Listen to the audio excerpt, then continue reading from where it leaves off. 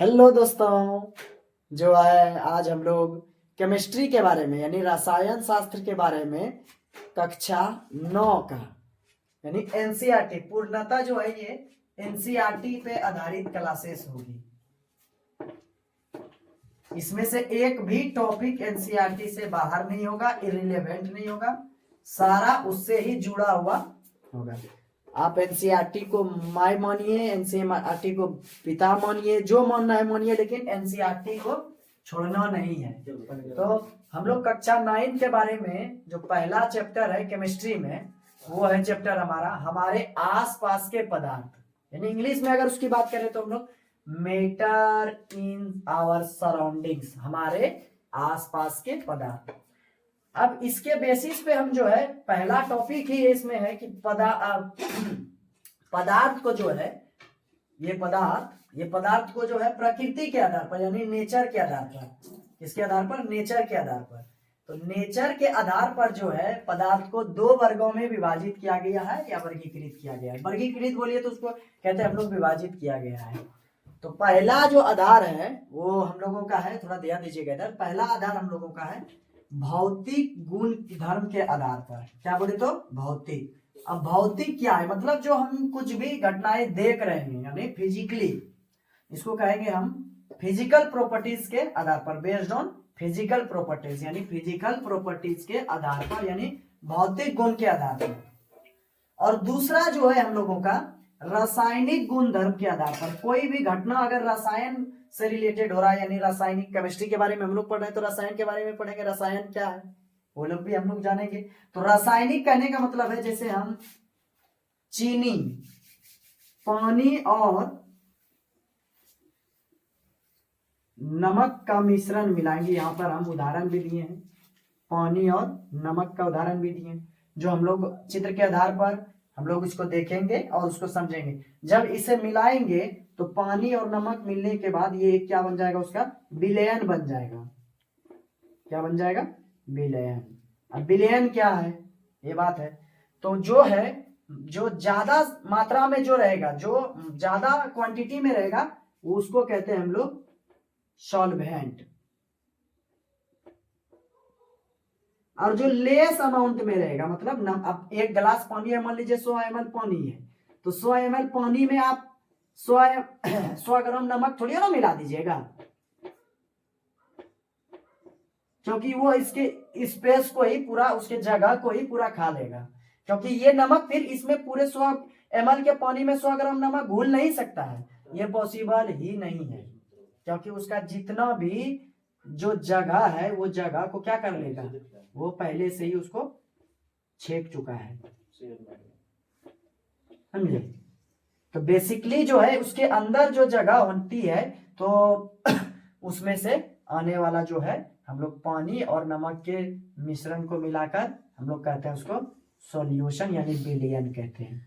धीरे धीरे हम लोग इसको करेंगे। थोड़ा सा हम इस टॉपिक को हम वो किए हैं, अभी डेप्थ में नहीं जाएंगे हम लोग। तो हम सबसे पहले कि रासायनिक गुण के आधार पर तो इसकी घटनाएं जो होगी, किस प्रकार की घटनाएं होगी, वो चीज हम लोग देखेंगे।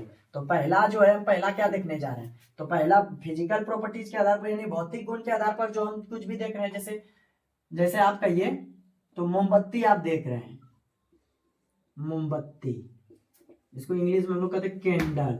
तो मोमबत्ती जो है, मोमबत्ती आप जला रहे हैं, जैसे मोमबत्ती में ये रहा मोमबत्ती जैसे मान लीजिए ये मोमबत्ती है, तो मोमबत्ती ये जल रही है, मोमबत्ती जल रही है, और जलने के बाद ये धीरे धीरे धीरे धीरे पिघलना शुरू होता है। मतलब इसकी साइज क्या हो जाएगी, फिर छोटा हो जाएगी इसकी साइज, मतलब इसकी आकृति में क्या हो जाएगा, चेंजेज आपको देखने को मिलेगा। फिर ये छोटा होते जाएगा, ये देखिएगा तो इधर से, यानी पिघल पिघल के मोमबत्ती देख रहे हैं छोटा हो रहा है। तो इस प्रॉपर्टीज को ही हम क्या कहते हैं, भौतिक गुण के आधार पर जो घटनाएं हो रही है, ये हो गए भौतिक गुण के आधार पर।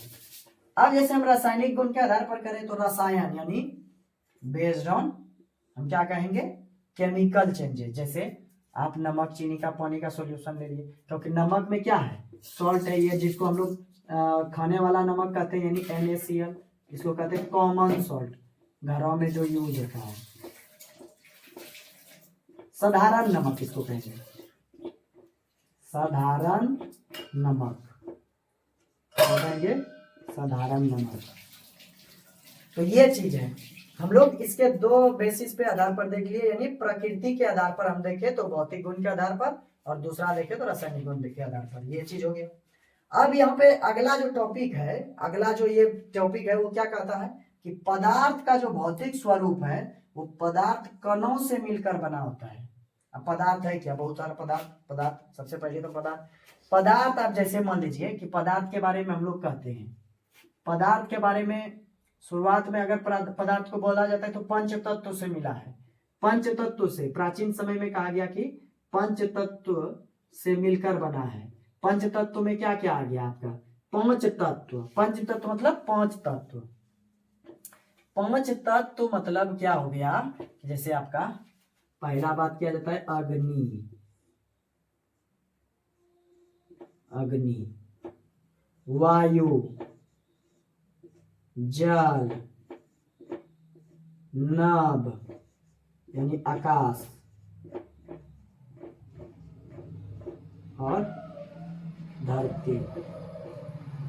तो ये हो गया मेरा पांच तत्व, जिसको हम लोग कहते हैं पंच तत्व के आधार पर इसका मानना, मतलब प्राचीन समय में यानी एनिशिएंट टाइम में, प्राचीन के समय में पदार्थ को इस प्रकार से विश्लेषण किया गया। फिर जो है पदार्थ क्या करता है, पदार्थ स्थान भी घेरता है। पदार्थ जो है बहुत सारे कणों से मिलकर बना होता है। उसके अंदर जैसे आपका मान लीजिए कण क्या होगा, कण क्या है, अगर हम बात करें तो कण क्या है, तो कण के रूप में जो है वो आपका क्या हो सकता है, तो वो आपकी कण के रूप में वो आपका धूल भी हो सकता है, मिट्टी हो सकता है, जो नमी होती है पदार्थ में तो नमी भी पाई जाएगी। अब नमी किस प्रकार का, जैसे आप देख रहे हैं बादल को यानी क्लाउड्स को, क्लाउड्स में क्या है, बहुत चीजों का मिश्रण है,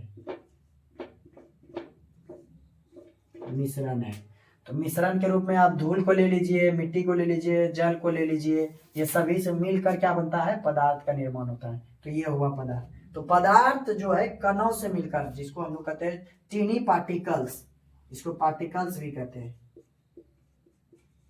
पार्टिकल्स से मिलकर बना होता है। तो पहला जो है यहाँ पे एक बीकर वन लिया गया है,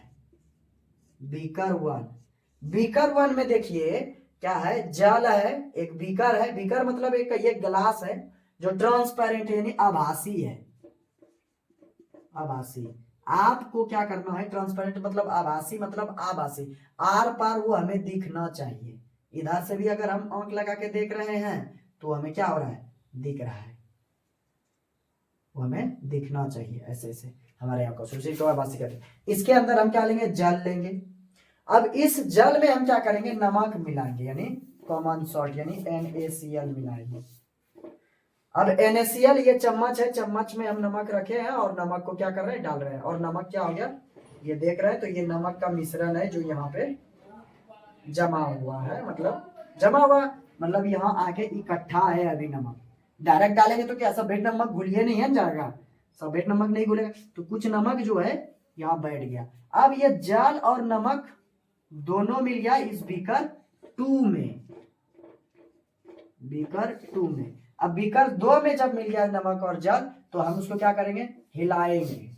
जैसे हिलाएंगे, हिलाना मतलब कहने का मतलब है कि हम उस सॉल्यूशन को, एक यहाँ पे हम रॉड रखे हैं वो स्टिक के जैसा, उस स्टिक के या प्लास्टिक वगैरह का जिसका रखना है आपको, उसके मदद से इसको घोल लीजिए, मतलब कहीं नहीं को हिलाना मतलब घोल लीजिए, घोल ले। फिर जल और नमक जो दोनों है इस पानी के अंदर क्या हो जाएगा, मिल जाएगा। और जब आप इसे चख कर देखेंगे यानी टेस्ट कर, तो आपको देखने को मिलेगा खारापन का महसूस होगा, खारापन यानी सॉल्ट के जैसा, यानी सॉल्टी इन नेचर। हम उसको कहते हैं लवणीय युक्त पानी, लवण युक्त पानी, क्योंकि नमक है, नमक की मात्रा है। जैसे समुद्र का पानी कटरा मुंह में लीजिएगा, तनी मुंह में लीजिएगा तो आपको पता चलता है कि नमक के जैसा आपको एहसास हो रहा है। तो वही चीज यहाँ तक है, ये चीज हुआ। इसके बाद हम लोग इसके रासायनिक गुण के आधार पर हम लोग फिर देखेंगे। ये तो हम देखें कि फिजिकली हो रहा है, हमारे सामने हो रहा है, ये हमारे सामने घटना हो रहा है। तो लाख गुना आवर्धित किए गए जल के कण, तो ये आपको देखने को मिल रहा है। यहाँ तक